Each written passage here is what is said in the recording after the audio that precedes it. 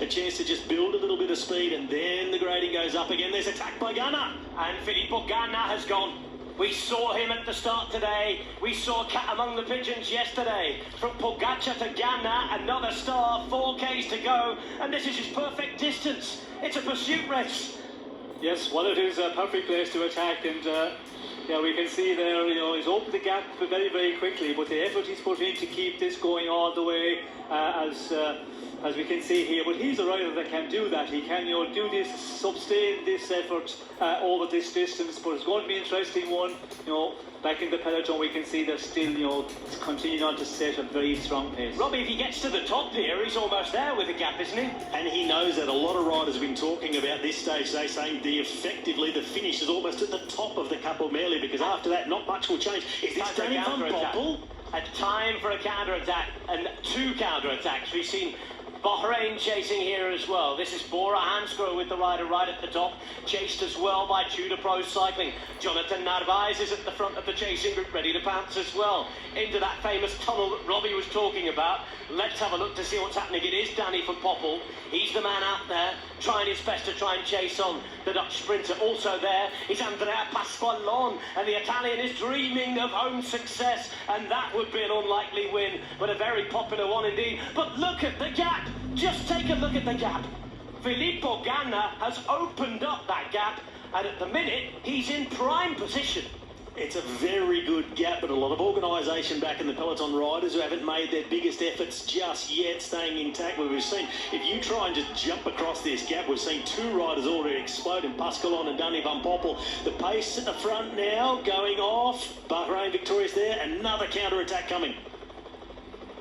Fuete Gruppardiani go, and Sean, you can see a mass parting of the waves there.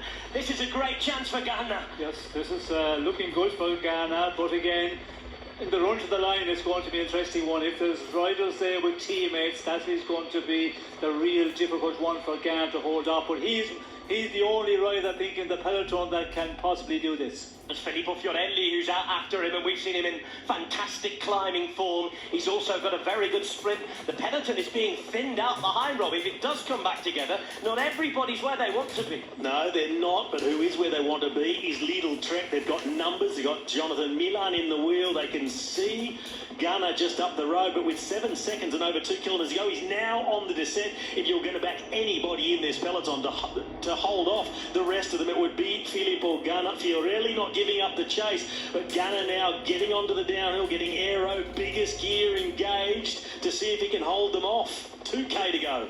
And they're on the descent all the way to Andorra, and it will pass in a flash. Less than a couple of minutes from here at these speeds. Ganna is flying, and Top Ganna is gunning for another victory on the Giro. 6 before this particular race. He was in the breakaway for the first 20Ks today, decided he'd try and win it another way, and he has fired the opening shots. Behind, they still try and chase. Alpes into Koenig try and catch them as well. There's Lidl Trek. They have the firepower, but it's hard on the downhill.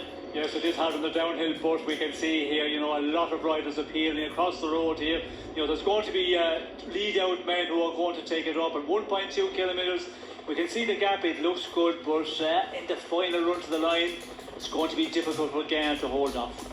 It looks like they're going to get him, but they cannot afford to hesitate for one moment. If someone swings off and the rest don't go through, problem here for Martinez. Mechanical within 3K to go. He's all good to get the same time. Ganna in front, about to be caught. The sprint lead-out men ready to launch the fast men.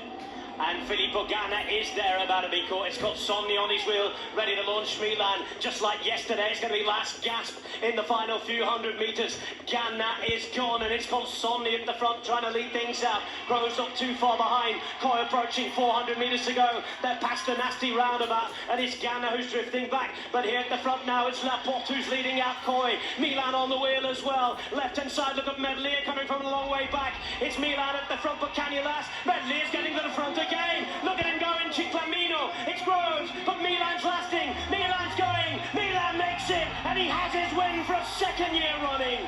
Jonathan Milan makes it to the finish. Oh, it looked difficult at times. It almost looked impossible over the top, but they got him. It was the longest of long lead-outs, and Milan, with a mighty sprint, has outlasted invested much power in the legs of those behind. That is a sensational win from Jonathan Milan.